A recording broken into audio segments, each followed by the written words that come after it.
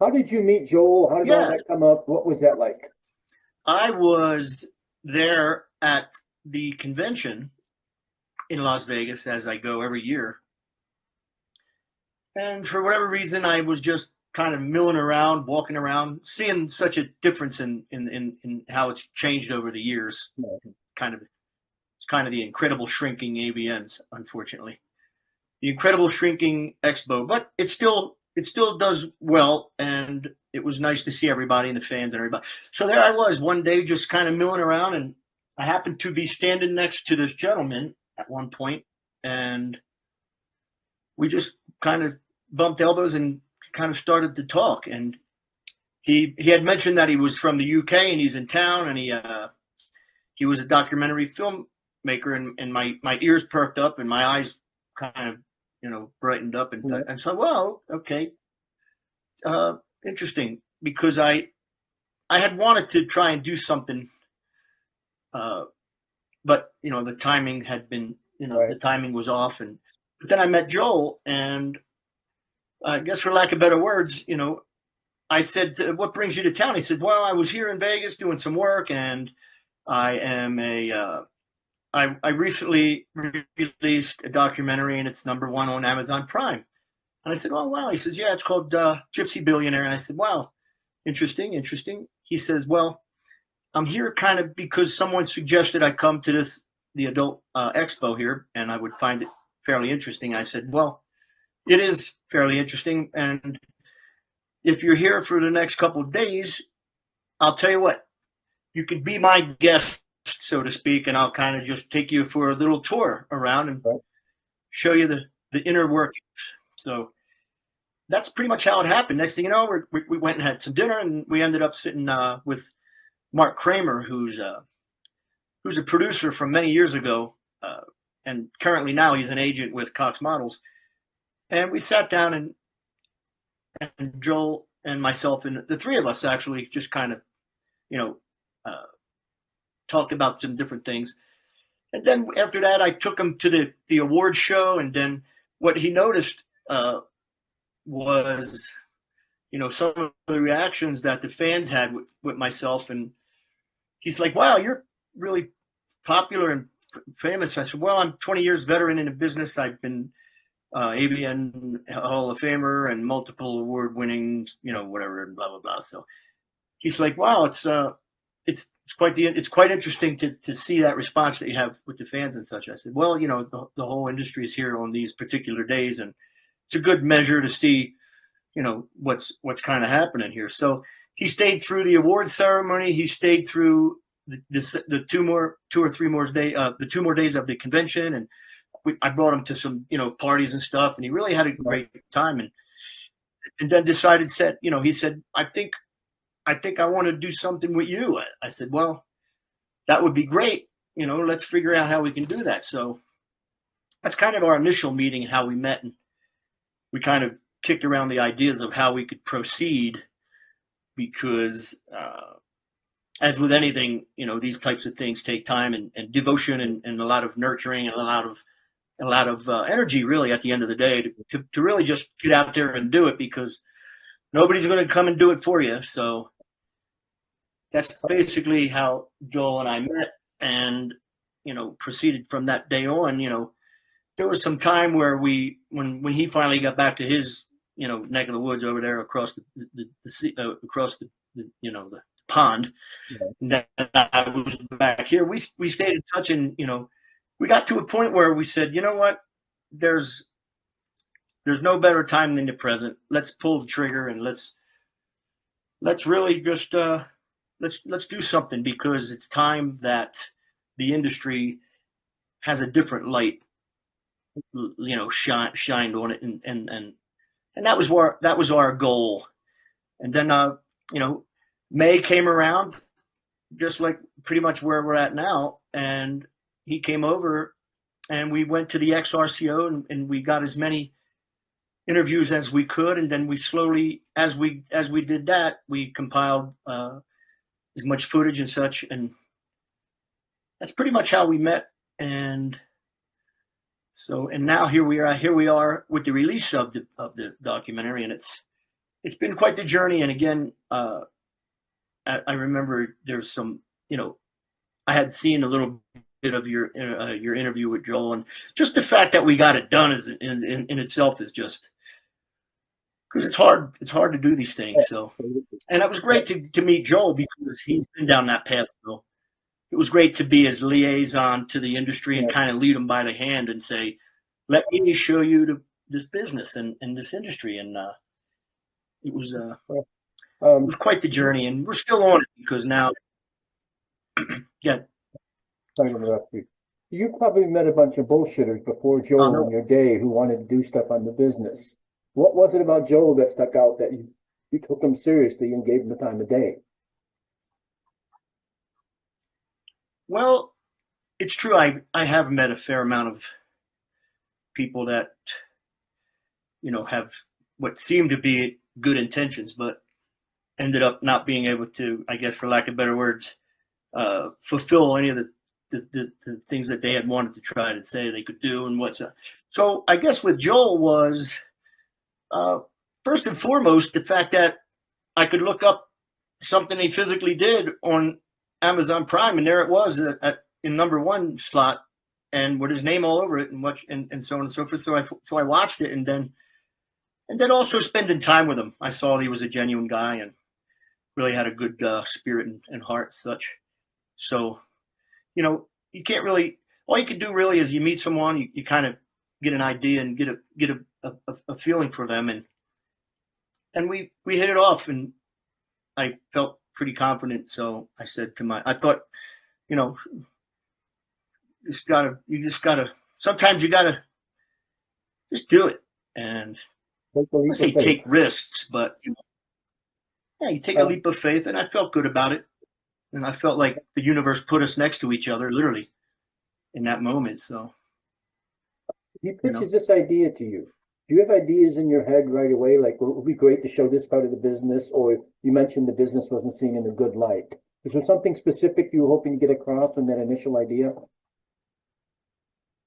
Well, there was Joel and I had, it was funny because we went to the XR we shot a bunch of interviews with a lot of people. We got as much content and footage behind the scenes, and, behind the actual footage of the awards and such. And then the following day, we were driving over to the Mel's Diner there on Sunset, and Joel and he said,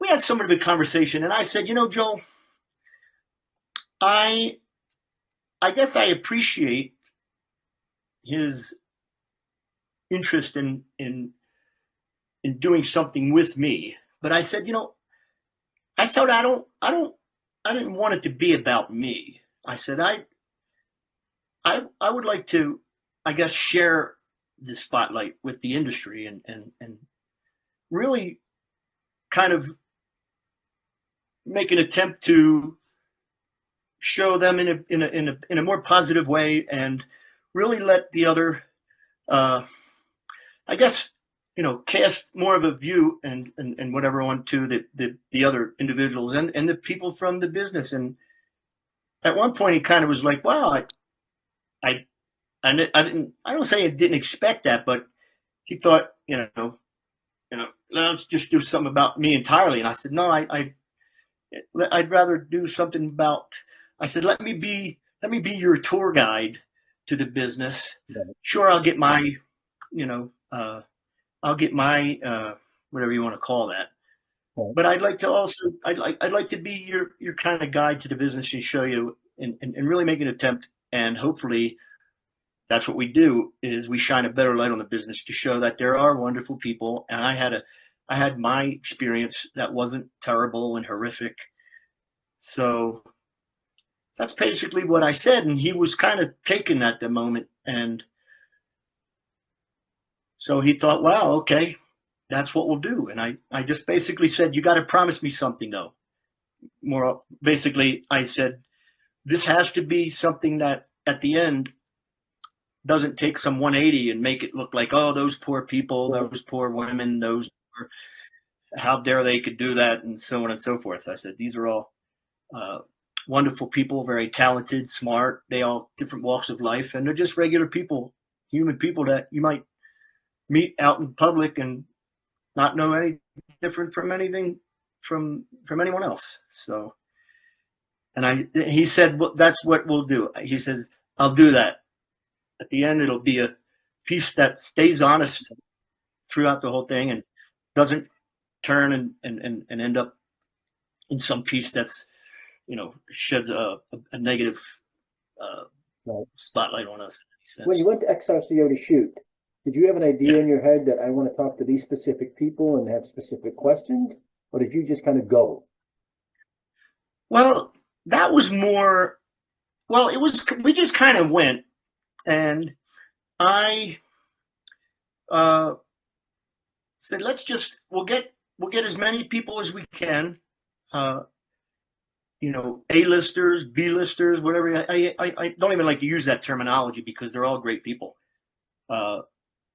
So, and we'll see what kind of, it's kind of like we'll go fishing, and once we collect these fish, we'll see what we got, and then we'll take it from there. But as long as we keep the general undertone about it showing the success and the positive, some of the positive things that people have experienced, and so that's what we did. We basically went there. I kind of used my access, if you will, to get us different places, and that's what's been really great about it, is the fact that I have that, and that I've always been an ambassador to the industry, and always had a good rapport with everyone in it. And even yourself probably knows, after all these years, you probably haven't heard one terrible thing about me that anyone would say, so regarding my background or anything. I'm sorry to interrupt you. The one thing I will say, I don't know if I left it in the interview with Joe, but I did mention it to him. To me, you're the quintessential blue-collar working man in porn. You show up, you do a very good job, you keep your mouth shut, and you go home. And you kind of let your work speak for itself. Yeah. What I was going to say was, it's funny you mention that, because I generally kind of just, I show up, I don't want to say I'm doing what I'm told, but, I do what I'm told, and I speak when spoken to, and I take in as much as I can, and when it's time, I'll give my opinion and my input. And for I guess, a lack of better words, I always felt like I was kind of a caretaker in some capacity. When I would work with a co-star, I would think to myself, well, once we get rolling and we're kind of moving along here, they're in my care. Whatever the scene called for, or whatever the movie was, or whatever the nature of the scene or all those things were, this person, the girl, was in my care. And at that point, I wanted the director and the producer and other people to understand and be like, I'm so glad that he's easygoing, he's liked, he's cordial to the girl, very polite, and all these things, and trying to keep even just a nice, pleasant experience for everybody, because as fun and wonderful it is, we all don't want to be there on amount of time that we don't need to. So when you got in this business, okay, was the thing for you to bang all these hot babes? Was that the original idea? And then when does it become a job? Well, there was a few things that got me into the business. One of them was, I came from a background of adult entertainment anyway. I entertained women for many years, probably Right. 10, in the dancing world, the Magic Mike, Male Review, Chippendales, if you will, that kind of thing. So when I discovered this business, I knew about it throughout my life, obviously, because, when you discover you love beautiful women, and then you discover that they're in this industry doing those things, and there they are. Wow. Just the natural draw to that, and the natural, interest is there, obviously. So when I did discover about it, that I could potentially get into it, I thought, okay, I could do at this if I took it seriously, because it's a job still at the end of the day. And some of the benefits of that are, yeah, you get to work with some beautiful co-stars, and that's just would never happen in my Right. normal life had I not chose this career path, you know. And then I loved the acting, and we got to dress up, and we had scripts and storyline and wardrobe and big Right. movies. Again, going back to that era when I got in the early 2000s, 2004. I basically got in when it evolved into what it kind of ascended to, this big moment, this kind of an apex in the business. Right. And then, sure, it remained there for a while, but then we noticed something changed, and that was the internet and some other forms of media and whatnot that kind of, I guess, for lack of better words, changed the business in whatever way it was. The tube sites got in, and we noticed that big change. Back then in the I guess mid '90s, late '90s, early 2000s, there was only how many people worldwide that were adult. I guess call them porn stars. I don't like the term Right. myself personally. I just like you know adult star or whatever. How many were there? Two, three, 400, 500 worldwide, maybe. But now, with such a change over the years, like I said, I got in 2004. I saw this really amazing time, and so I caught the ass end of it, so to speak. And then throughout the years, saw it change and evolve into something that's it's hard to describe, but whether it was good or bad, I was there for the changes. So, Um, you remember the first time you had a bad day at the office? And for you, how was it psychologically for you to understand that these things are going to happen sometimes and get past it? uh, strangely enough, I was blessed in the respect where I can literally, out of 3,500 movies, almost on two hands, tell you how many bad days I had on one, and maybe collectively 10, but maybe 5 that I just said it's not going to happen. And then from that, I realized that you can't take that with you to the next day, because it'll just your body follows where your mind goes.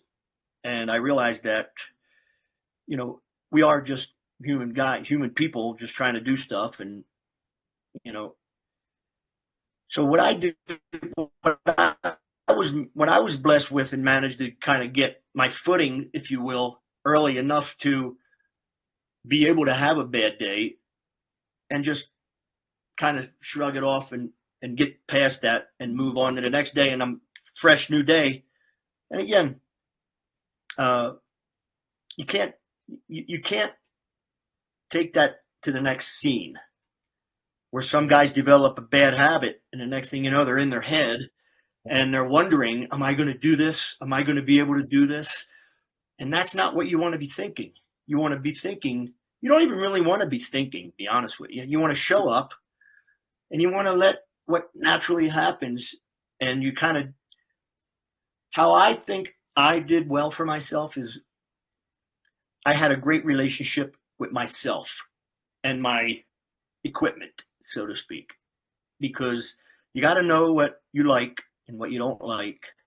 And you got to learn how to kind of get what you need from your partner. And if it's something that's not there, you got to find it from some other, you know, source. And a lot of guys will tell you that there's a thing called a mental Rolodex that you can kind of tap into, and you develop that mental Rolodex. I know it sounds silly, but throughout the years, it all kind of, for example, I'll give you an example. You go to the bank. I used to go to this bank right there right there in Woodland Hills, a Bank of America. And lo and behold, inside, like clockwork on Friday, there was this beautiful teller who had some cleavage showing. And man, whenever I saw her, I was just like, wow, look at this girl. So took that image, put her in my mental Rolodex. And then, so throughout the years and the things and times, some of the walks of, some of the experience you have in your life, and, you assemble these moments and these images that turn you on at the end of the day. And you tap into them when you're on a set and you're only getting half of what you need. So you said, okay, I gotta go to that place. And that's what makes really a performer who can perform and get through the scene, is when you're not entirely, all your buttons ain't being pushed, and you're not, that's when you got to dig down deep and find whatever it is. And I managed to be able to learn how to do that fairly early in the business. So, my bad days were minimal. And I guess I almost, in one respect, thought I was made for the job, because I loved beautiful women. I adore them. I just want to hug them and kiss all of them and treat them, so that's how I got it. That's how it worked for me. I enjoyed, like, I got turned on by being nice to them and seeing the reaction and the response from being nice, and that chemistry. You're not going to have chemistry with everybody, but more often than not, I had it with a lot of people, because a lot of girls, because I knew how to get it. I knew how to kind of, without being too much, get it from them. I remember times where I would talk to certain guys, and they're like, oh, who do you work with tomorrow? And I would say the girl's name, and they go, oh, I hate her because she's this, that, and the other. And I go, well, okay, I'll just take a note, and tomorrow I'll find out on my own for myself. And then I would get there, and sure enough, maybe she was exhibiting some of these things that guy particularly didn't. But I made sure that I kind of hung in there and killed her with kindness. And eventually I got a smile out of her. And the next thing you know, we had a great scene, and it was just wow. And I thought, well, maybe he just didn't have whatever that she needed to kind of break the ice to reach her, so to speak. Because it's an interesting moment in time when two strangers come together that are willingly and consensually being there to have this moment. They know everyone knows why they're there, and to just, after a scene and walk away, wow, the girl would say, I never knew I had that in me, or I never, how'd you get that out of me, or how, and you find it out. And that's why I can honestly say, over all these years, 21 years, I've had such an opportunity to really get to understand and know women. I'm not saying I'm some know-it-all by any stretch, but, after having the opportunity to be, in that moment and have that kind of, I guess, sexual energy exchange, because that's really what it is at the end of the day. It's an energy exchange. You see, it's been nothing but just fascinating.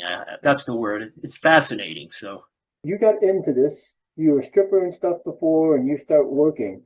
How long does it take you to understand that you're basically a meat puppet and the focus is the girl? And how difficult is that difficult for your ego? well, I'll tell you the difference between that and how I looked at it was, I know there's that reference, and obviously that reference is kind of a generalization, because sure, the girls are the rose and we're the vase, right? So there is an important role we play. For example, a male cheerleader. You take the girl, you throw her up in the air, she does all these beautiful tricks, you catch her so she don't come crashing down and look like, and get hurt for that. for lack of better words. So I always thought, without being overbearing and too much, that my presence there and the way I articulated myself and the way I was very kind of transparent, so to speak, and very authentic in the way that I had this moment with this girl, that I wouldn't be considered that. I would be, wow, he sticks out, and kind of, without trying to be the star by any stretch, because that's certainly not what I was by any stretch. But I managed to over the times, build a name that was a household name, that wasn't kind of generalized as your reference, as a meat puppet or just a guy. It's just a guy. I've heard before, oh, the guy doesn't matter. You could put anyone in there as long as he's got a hard dick. I was like, that's not true. That's not true. So I took what I had from experiences dancing and brought that to the performance, and did a dance with the girl basically, but let her be the star and made sure that she was presented as well as possible. And I did my job. And we could all, the director was like, thank God it was you, versus, some guy who, wouldn't do the job or whatever. And that's why there's only so many guys that could do the job back then. And I was one of them. So I was pretty blessed in that respect. And I never by any stretch took it from some egotistical way. I was just grateful to be there, and happy that the girl thought that I was, a good enough partner in the respect where she felt comfortable, and she felt like, wow, I could really be, let me see how I feel, and can be with Tommy. So You do yeah, sorry to interrupt you. You do your first that was scene. You do your first scene. How long does it take you as a person to pick up the tempo and understand all the shooting and all the starting and stopping, from a physical standpoint? Did that take you a while? Well, I was very observant, as I am naturally, and coming from a business that was kind of regimented and structured in itself anyway, the performing, it was just another extension. I basically, for lack of better words, just took off the last article of clothing at this moment and just took it from that, what I was used to for 10 years, and then went to the next stage and then performed this moment with the girl. So it wasn't very hard and long that I got to sharpen my teeth and realize, wow. And I'm kind of a creature of habit in the respect where once I got a good structured regiment and I knew what I got my little routine and stuff, I was off to the races. And then, I could go into a scene and not be caught, not be worried, or, oh my God, am I going to be able to do this? Sure, that came into mind, but as quickly as it came in, I was like, this is not old hat, but it's a different moment each time, but yet similar in the respect of the last time, so call it luck, call it something, skill, maybe a number of those things all collectively into one thing. So I had a great introduction to the business. Brad Armstrong kind of took me by the hand and introduced me, and he was my entrance into the business. So I couldn't have got a better, introduction to the business. So your job, is it harder for you physically to do or mentally to do? Is it concentrating more than the physicality of where your tools got to work all the time? Is that caused by your mind not being in the right place? I think it's a blend of both physical, and that's why when I got in, I'll say this, and I've said it before, is the business got me sober, got me off drugs. It got me to clean up my act because I realized that I got to be very physical to do this, and I couldn't do it coming in after some night out drinking and doing drugs or whatever. Just I would be stacking the odds against myself. So why would I do such a thing and then end up with a bad reputation? And just as quick as I'm in, I'm gone, I'm out, and nobody trusts me. I can't do that. So I quit.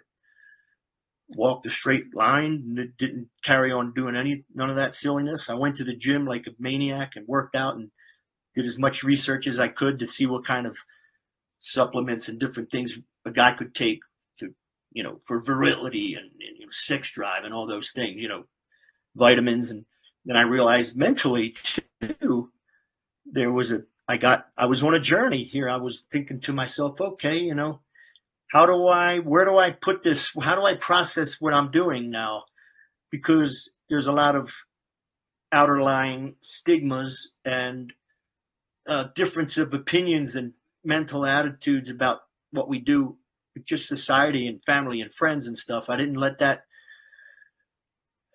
let that overcome my own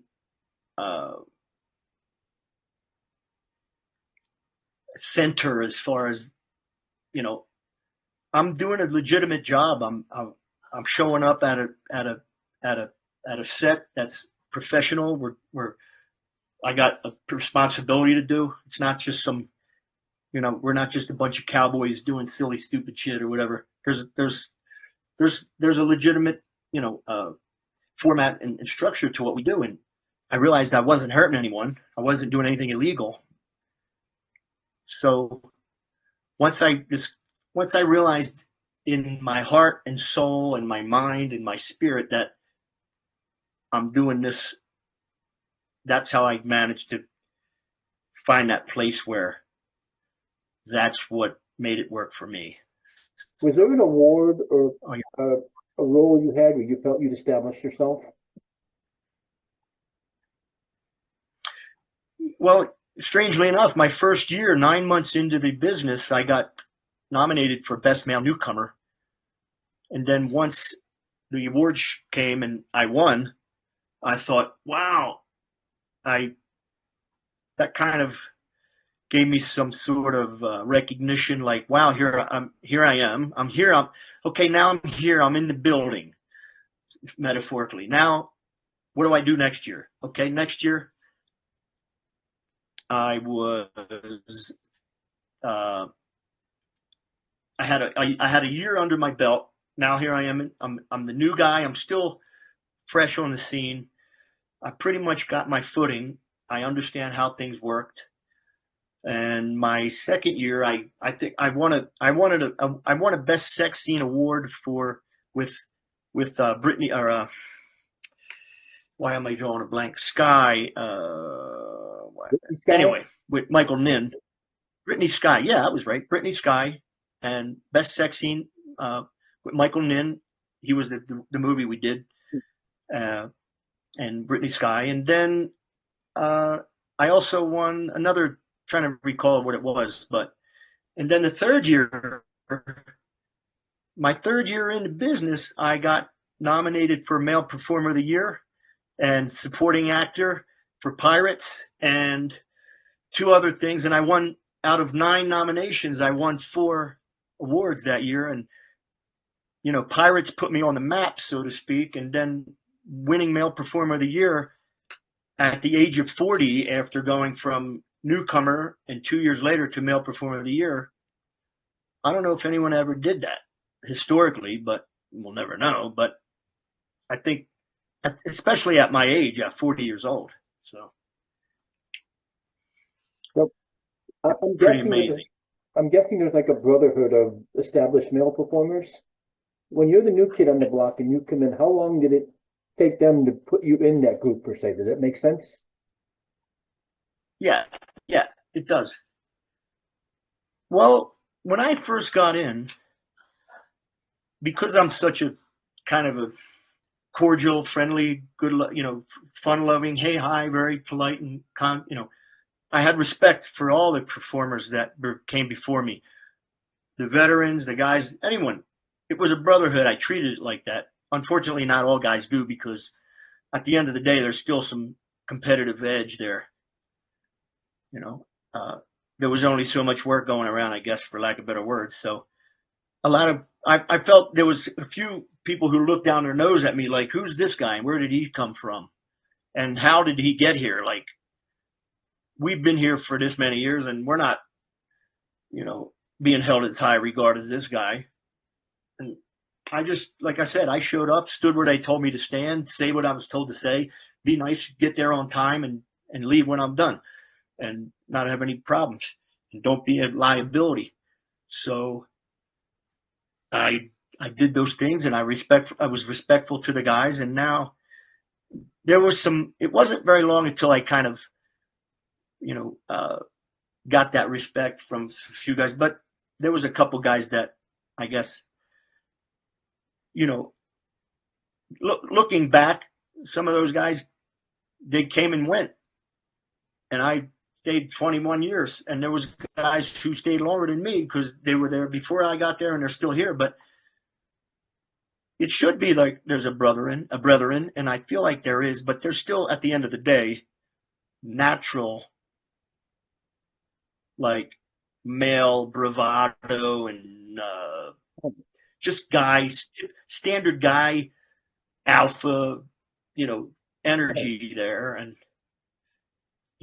which really sucks because I never kind of exuded that to people, but I certainly got it from them in return. And I just kind of, accepted it naturally and just decided, I won't take it personal or anything. So it's a strange business. And then you add that kind of, the maturity. Whatever, what's that word I'm looking for? Yeah, to it, So you as a performer, is it harder for you to work with a girl you're into or a girl that you're not?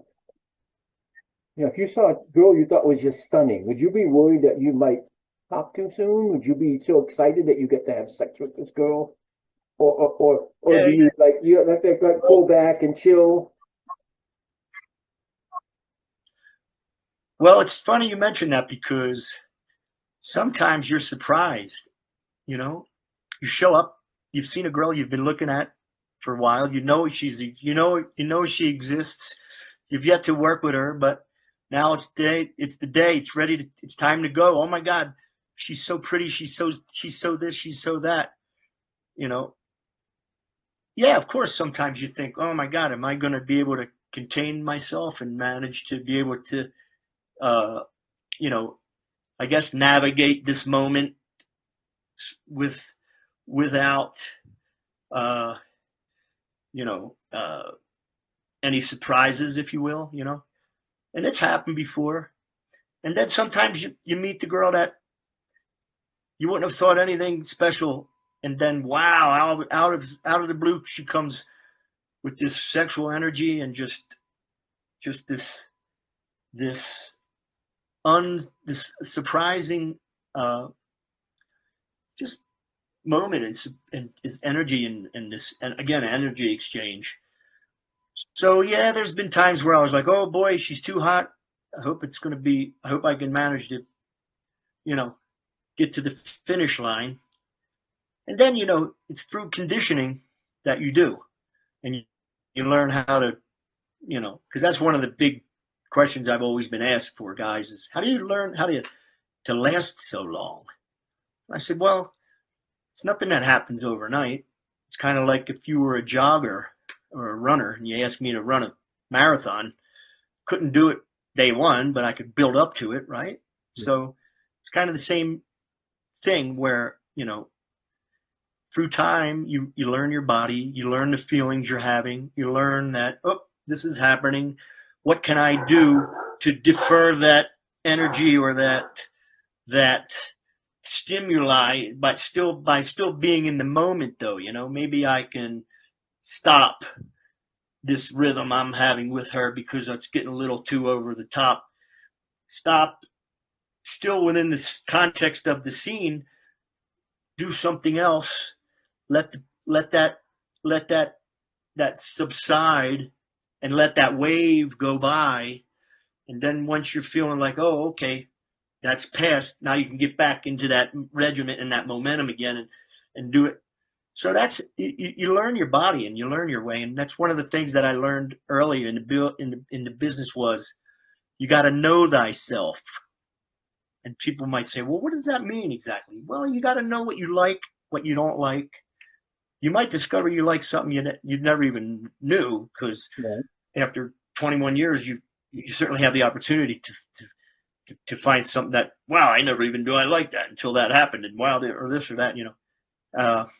So that was what I experienced, and that's how I kind of uh, approached every time. You know, I could get a vibe on a girl and see where this was going to be, but then be totally surprised, but still with enough experience from the past, be able to process it and have it work for me. So And let's look at the yeah, other side of this it's very been. quickly. Sorry to interrupt you. Let's look at the Sure. other side of this very quickly. You're working with the pillow princess who just lays there. How do Hmm. you Hmm. bring her around to make the scene rock? I kind of just decide, okay, if that's what you're going to do, I'm going to have to start throwing you around, so to speak. Not throwing you around in a bad way, but Right. I'm going to just position you. I'm going to take you and I'm going to move you. And you're going to, for lack of better words, you're going to just kind of be along for the ride, like being placed, you know, and hopefully, and you still try to drum up some sort of, uh, you know, response from your actions and stuff. But sometimes it's like swimming upstream. It's difficult, but you get through it. You know, the guy, for lack of better words, moves the scene along, and that's what makes a good male performer. Is a guy who can take the girl who's never done it before and make her look like she's done it plenty of times. So And sometimes the bullfighter doesn't always win, though. you've done this You know, 21 years, which to me is amazing. How does it still become fresh for you? Because I would figure you'd be jaded beyond jaded at this point. well, how does it become fresh? Well, it's, you know, one of the cool things is that there's always a new girl coming in. There's a there's a nut you haven't cracked, so to speak. You know, metaphorically. You know, we'll use that reference. Mhm. There's somebody that you haven't. Wow, look at her. Look at, you know. There's always that influx of the new girls, which is exciting and nice, and it's nice too because you've never worked with them. So, you know, I had a I got a lot of opportunities to work with a lot of new girls, and I was glad that I did because I provided them with a nice, pleasant experience that didn't scare them and want to make them run off and never come back, because that sucks. So you get jaded to some degree, but I don't look at it like that. I look at it just like, you know, it's just seat time that I established. You know, so the only time I feel like, if I'm, I guess, how do I explain? I I only my only really thing that I look forward and hope that I get present day from a co-star or performer that I'm working with is that I feel like she really wants to be there, because, you know, reality is, Dominic, 90% of the people in the world go to a job they don't want to be at every day. And even our career, our industry has those people. You would think, but why? Well, who knows? And it's a shame because if you get paired up with them, you know, you might experience that type of mood and that kind of energy. No, I agree with you. I think the other thing But though is you've got a lot of you people know, like that behind the camera instead of on camera. And a lot of people came into this yeah, as thinking it was a temporary thing and they were going to go do mainstream or they were going to go do something else. And then they just kind of quit on their yeah, yeah, dreams and they're just here. And sometimes it doesn't yeah. make your job any easier when you've got someone behind the camera who doesn't give a shit. No, that happens too. Yeah, absolutely. Yes. That's definitely a thing. Um, from Absolutely. your perspective, two-part thing. For your perspective, what's the reality of being a male performer versus what people think it is? It takes what people might think as just you get to do whatever you want and they just roll camera, but that's not it at all. They want you to, they got uh, a specific shot list that they need to get. They got some positions, they got some dialogue, they got some prior scenes that lead up to that. Then you got, you know, the clock on the wall that, you're only there so long, and or you're supposed to only be there so long. And then sometimes there's some situation, something might happen.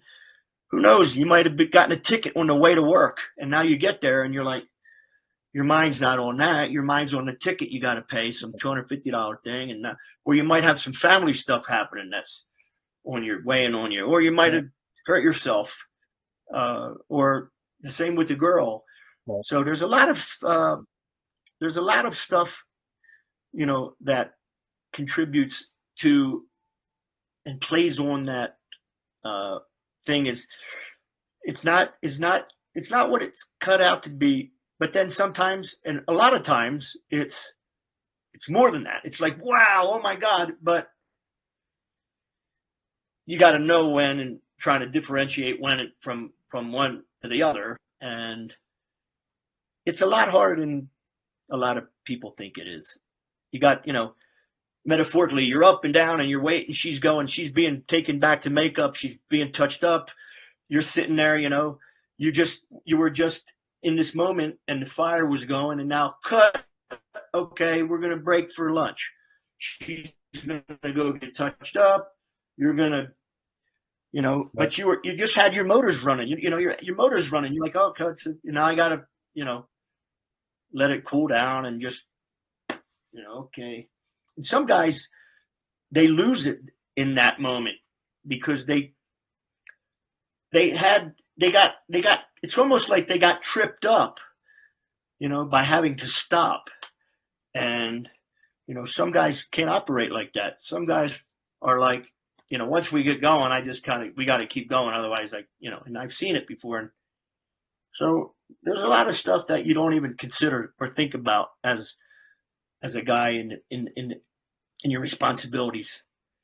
It's a lot harder than guys, But now in this world, you just turn your camera on at your house in your bedroom and you do whatever you want with the girl with nobody really looking down your, at the clock, and you're making, you do whatever you want. And that's where we're at now. You got people making content all over the place, all over the world, in their privacy of your own home. And that's great too. But I always thought, just because a bunch of guys collect at the dead end in the street and play football doesn't make them NFL players. Back when I was a teenager, I used to work at a newsstand, and I could barely reach the dirty magazines, but I would open a dirty magazine, and you'd look at this girl and you'd think, wow, she must lay around looking like this all day. Then I moved to California, and you got to see it, and it changes completely. And the women in this business, to me, other than the men, are the most valuable, important parts of this industry. You two, there's not one without the other, as far as I'm concerned. But the women seem to take more of the brunt of misconception. Oh, she has sex with 4 people. No, to me, she went to work. So I was just curious from your perspective, like what's that reality like? Based on the women you've worked with. The reality is that based on the women I've worked with, they're just regular people who've decided to take a job that I decided to take, as well as, hopefully, and more often than not, they're a little more sexually energized than someone who isn't. Hence why they seek and sought out that industry, because they enjoyed that expression, that form of entertainment, they may have been a purveyor of the stuff themselves and watched it and thought, wow, I like that. I'd like to be and do that. So, again, whether you're a guy or a girl, we still put our pants on at the same time. We're all, one leg at a time, and we, there's a human side of our business. Tragically, you're right. They do get the brunt of it from stigma and society labeling them as, all these derogatory terms. Whereas me, as a guy, I'm like a hero. Like, dude, you're my biggest. It's like you're my most favorite baseball player. Like, but unfortunately, the women have a much harder, difficult time, I think, from society, wanting to label them and make them out to be, some, troubled person or whatever. But maybe, just maybe, she enjoys that and she wants to do that, and it's her decision. She's not hurting anyone, and she's not, and maybe that's the best decision and choice for her, so Tommy, how I don't know if difficult that is it answered the question. yes, it did. But for Tommy, how difficult is it when you go home to turn Tommy Gunn off and just be Tommy? Is there two different characters? It's not there, hard at all, people? because to be honest with you, I'm just Tommy on set, who they call Tommy Gunn. I never really was even. I don't think I ever really was Tommy Gunn. I was just Tommy Strada or whatever, with the name Tommy Gunn, because you have to have a moniker, right? And that's why I've never had any difficulty separating the two, because I never was different. I never was separate. I was always just happy-go-lucky Tommy. And I think that's what made people gravitate to me and be like, receptive to my energy and my presence and my, kindness and pleasantry and things. I just so happened to be called that because I had to pick a name, So. But for you personally, is it difficult, or has it been difficult to keep a personal relationship? If you date civilians? Or can you date civilians? Well, I've had my share trying to. But what I've experienced is some difficulty, for obvious reasons, the natural difficulty, because, a lot of people aren't very secure. They're insecure. Myself too, to some degree, So I meet a girl who's not in the business, and she thinks, and once she finds out, or once she knows, or maybe she finds out and wants me because I am in the business and she's not, and she is a civilian. How does she? I don't want her looking at me that way. I'd rather her to know me for being myself. But then it's tough, because I don't know if some of the girls are the people that I like from a civilian standpoint, or only after me because I am Tommy Gunn, and maybe there's some benefits that go with being me financially. Maybe they think I'm some rich guy or something, which far from it. Or they expect me to be that way in the bedroom, and I'm not, because I'm tired. I'm not, it's a lot of that's a persona, and I'll be 58 tomorrow, so damn near 60 years old, which is unbelievable in itself, because I never thought I would get to be 40, because I did a lot of stupid things and made a lot of bad choices in life. But I'm blessed to be able to be getting older now, luckily. Anyway, so yeah, it's hard. And then in the business is difficult too, because you have, maybe there's some competitive energy there. You meet a girl, and I'm a veteran, 21 years. Unless I meet somebody who's the same 21 years or whatever, she might be brand new, and is she looking just to, level up, or get some recognition by being on my arm at events or something. I've had that before. I feel like that's happened. But work aside, And then just, I'm sorry. I'm sorry to interrupt you. I was going to say, but work aside, Oh, you're fine. Go ahead. does Tommy have game? Yeah. Can Tommy go up to a girl in the bar and do his thing and pick her up, or has that changed for you because you're in this business? Well, I was never that guy, to be honest with you. Sure, I can talk to anyone. Hey, hi, how are you? What's your name? What you doing? Blah, blah, blah.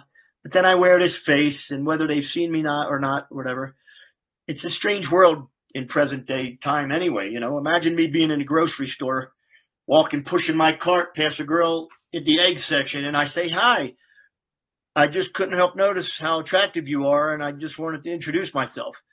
She'd probably like, fuck you, and walk away from me. Because that's where we're at in society present day. Because nobody says hi to people. Who's this guy saying hi to me? And then maybe looking the way I look or I appear. I've had people say, oh, you're very intimidating. I would never talk to you in public setting or anywhere. I'm like, why not? He goes, well, because you're very striking. And if you don't make any expressions, you look like you're mad. And I go, that's awfully weird. But no, sure, I could talk to anybody, but I've always been somewhat of a shy guy anyway because of just, I just figured if you went to work and banged hot babes, I'm sorry to interrupt you. What's that? I said, I just figured if you went to work all the time and banged these hot babes, that when you actually had to step out of sex for sake of discussion and you had to talk to somebody, most male performers I know can't. They don't have the confidence. They don't have any of that. No, I don't have any problems with that. In fact, I enjoy it. I like being charming and, I don't know, flirtatious or whatever, I can be that way, but again, I just don't think a lot of women are very receptive to that today. They're just, it's a strange world we're in today. So. Has your perspective of sex changed because you're in this business? No, I love it. I'll tell you what I wish I had. I wish I had my own partner where I could have sexual fun with them. And, but because of what I do, it's almost like it's hard to have that. It's hard to have that private life. It's hard to have that special someone at home where you could just enjoy fun and have some fun with. And I could differentiate the two, of course. Absolutely. But one of the things you give up when you get into this business is that the potential for that, your private sex life and your intimacy, could suffer from that. But if you met Mrs. Wright, for sake of discussion, would you give this all up for her? Sure. Would I give this all up for her? Well, I'm kind of on my way out anyway, naturally, from performing and stuff, And what does that mean? Give it all up. What do I do tomorrow? You become monogamous. Sure. Okay. You get a job working at McDonald's. We'll see what happens. I don't know. No, I wouldn't do that. I wouldn't work at McDonald's. Nothing against people that work at McDonald's, but I don't know. I would need somebody who's equally as sexual as me and has that sexual energy and enjoys what I did and what I've done. Not if I meet Mrs. Wright, how do I determine if she's right? If she's like, I want you to quit and never do that again. Maybe she's not right for that. So, and right? If you met a woman and she checked all your boxes, except maybe you guys didn't have good sex, could you still have a relationship with her? That would be difficult. I mean, but then I could always go and say to myself, well, I've had some some pretty unusual sexual episodes with girls that the sex wasn't good, but I managed to kind of, you know, make it good just by my ability, if you will. So that's it. I don't know. Maybe, yeah, you know, I'm getting older. I'm getting tired. I'm not, you know, I'm not as sexually energized as I once was, or still, I still enjoy it, of course, but do I have the stamina and the to be swinging off the chandeliers anymore? I don't know. And you've done this for 21 years. Looking back at this career, are there any regrets that you came in and did this career? No, because I don't. Well, I can't say I. Sure, I have some regrets, but I mean, I wouldn't be here now in this conversation and having had led the life that I have if I changed anything. So, uh, maybe I regret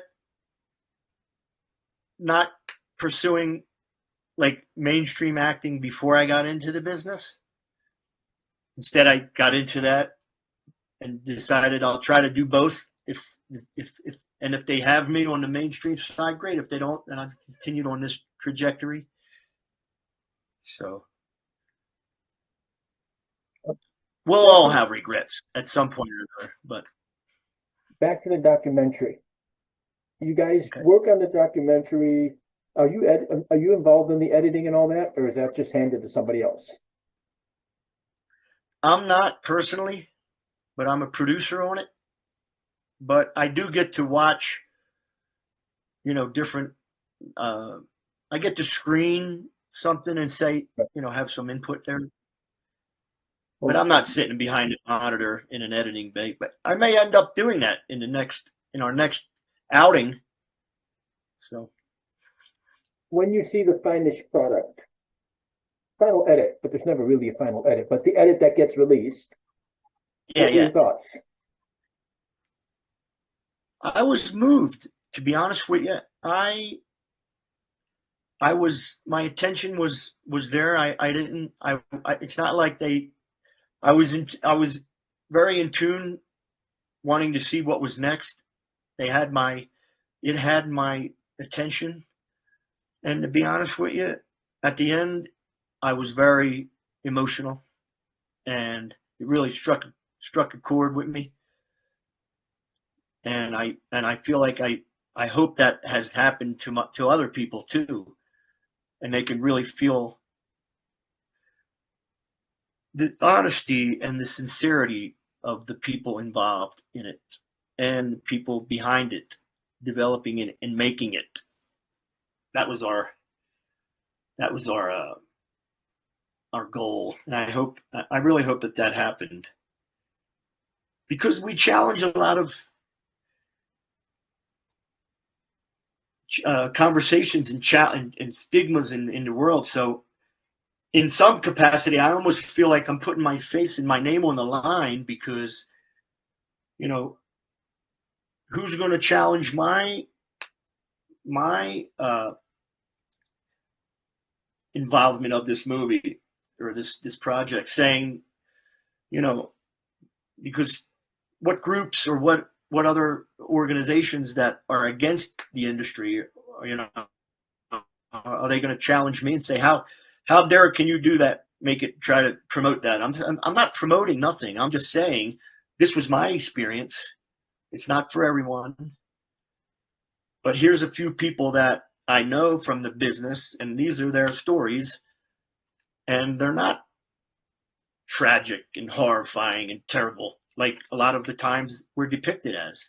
That's why it's called the human side. You know, we bleed, we hurt, we cry, we're sad, we're happy. Everybody can relate to that, no matter what walk of life you're in. So that's what I hope resonates. You meet Joel at AVN, you guys go to Mel's to eat. From that initial idea, how much of that do we see on the final screen? How much got lost because of financial reasons or editing or? Actually, I think we were very accurate and got a lot of what we wanted on screen and to come through as far as the emotional, the storytelling and the process and what we managed to achieve. I think we did really, we were pretty damn near accurate, if not right on the target. So sure, we could have gotten a lot more, but that's why we feel like we're ready to go back and try to capture more and take the viewer even more or even more of a journey to show that there's a lot more to talk about and to express.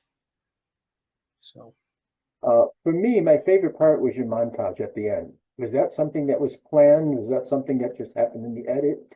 Because that's like really, really good. well, no, it was, and it was really kind of just a culmination of things that I've managed to say throughout my just spending time with Joel. Like I would spout something off about, just, again, we bleed, we're, we sad, we're all the same. Nobody's different. We're all on different paths to the same place, and that's in the ground, 6 feet deep. So what can we leave behind? What do we give to somebody? What can we share? How can we uplift, encourage? So as I mentioned these things, I guess Joel, for lack of better words, was just kind of taking notes. And at the end, he gave me this, I guess, this thing to kind of refer to. And I thought, wow, these are things I said and mentioned. And he said, yeah, I think it's a great closing moment here. And it'll be a great way to hopefully, again, touch people, and be a heartfelt kind of ending. Like he said, I'll leave the final words with the man who led me on this journey. And that meant a lot to me because this whole project means a lot to me. Because I feel like I'm not understood 100%, and a lot of people in my business aren't understood 100%. And I'd like for that opportunity to be at least given to us. So I appreciate Joel's, I appreciate Joel's as much as he appreciates my trust in him. I appreciate his trust in me to want to, literally be alongside of each other on the way forward and to try to change the perception and really just,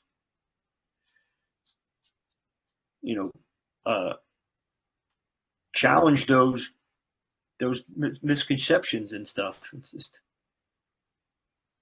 we're just human beings at the end of the day, trying to do the right thing and hopefully leave behind something, because that's all people will remember us for is what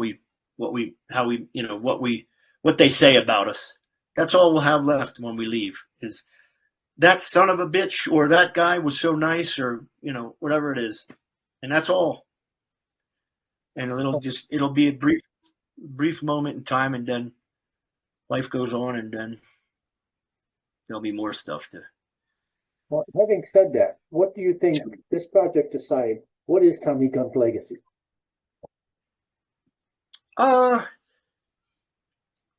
It's to try to give hope to somebody or people who may have had some struggles in their lives, because I'm currently going through my own, and that there's hope and other people to that you can lean on and look towards for inspiration. So nobody is we're all very vulnerable. Nobody is, what's the word I'm looking for? Nobody is immune to the struggles of being a human being and stuff. So even a guy like me who's done such terrible things, as society might say, was actually a nice person, maybe, you know, Um, this journey, your just a career, regular is guy. is there any part of this that's surprised you? You did it, you survived it, you lived it, you didn't think you would go. Is there anything on this journey? You mean in my last 21 years in Yes, business? yes. Yeah, no. Uh, you know, a lot of it was prior to my business that I'm surprised I made it through, because there was a lot of dark times I had.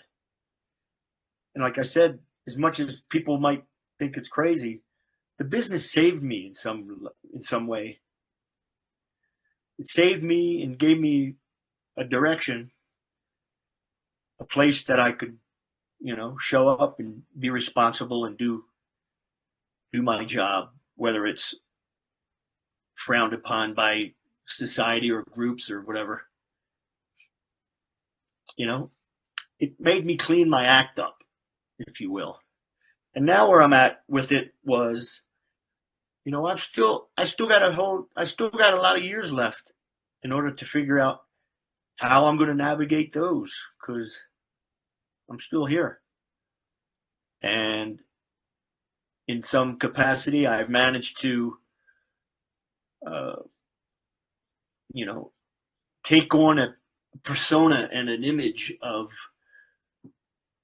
my last 21 years. Is in the society going to be okay with that? Or are they going to cast me out to be some, misfit and, you know, outcast or something? We don't know. One last thing, over the past, let's say 4 years, we've sadly had a lot of people in the business pass away, some have taken their lives and so forth. From your experience, does this business put this much pressure on you? Or do you think there were pre-existing situations that caused that outcome? That's a tough question because of the circumstances, I guess.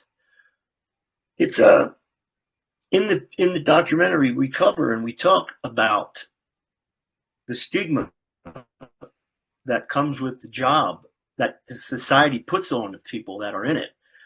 And like Holly Randall said, that she thought that was more damaging and harder on the person than the business itself.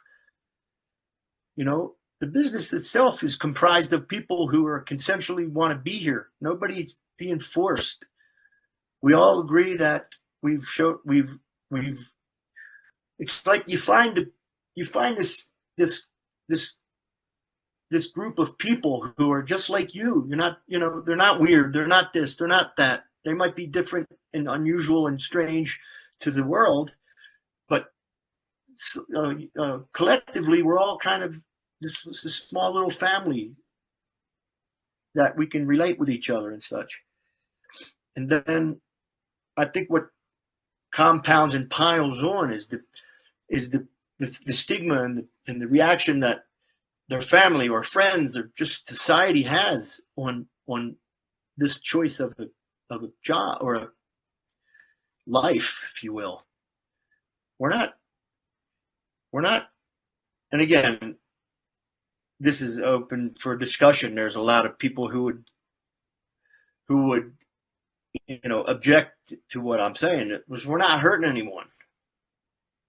People might say, "Oh, you're damaging society and you're doing all these things." And again, in the documentary, we cover it that sex is a thing that's not going away. As long as people walk the planet, there will be groups of people who want to watch somebody in that context, in that kind of entertainment. And then there'll be people who want to make that entertainment. And then there'll be people who say, "Oh, it's terrible and it's bad," but they'll watch it in behind closed doors. So that's a hard thing. I think, to try to touch on your about the question here is, who knows? But it's not only our industry. It's pressures in many different walks of life, and being good enough, and being, because society can make you feel that. You see social media, and you see people who have all this stuff, money and materialistic stuff, and looks and all these other things. And then you got people who don't have that money or the looks and all these other things. And maybe they feel bad about that. Maybe they're not good enough. And maybe there's these things. It has nothing to do with the adult industry. It's just a human condition. It's a human thing. The fact that you're human, you can potentially have these thoughts of, I'm not happy with myself or my situation or the way people treat me or these things or that things. You got veterans coming home from going to fight for their country, who come back home and they're not even welcome, and you see them on the side of the road and they're homeless. And it's hard to answer that question. It's a tough question in itself. Is there anything you want to say to all of your fans? Yeah. Be kind to yourself and treat yourself like someone you love, because you have to. It's you're the only person that you're going to spend the most time with out of all the people in the world. Yourself. Your relationship with yourself is the most important one. It's where you live. It's who you wake up with every day. It's who you go to bed with every day. You need to build and learn a way to control your mind, your thoughts, the way you talk to yourself. Be kind to people. Perpetuate kindness and love and joy to everyone. Help somebody if you can, even with nothing in return. Don't expect any of that back. Don't expect anything from anyone. I could go on and on about what to say to my fans, but thanks for being a fan. And I'm really just a regular guy here at the end of the day who's just been blessed with a pretty amazing life, which, how many more years I have left of it, I don't know. Who knows? But, cherish every moment. Tell somebody you love them before your chance is gone. And do whatever it is you want to get up and do it now. Don't wait. Don't wait.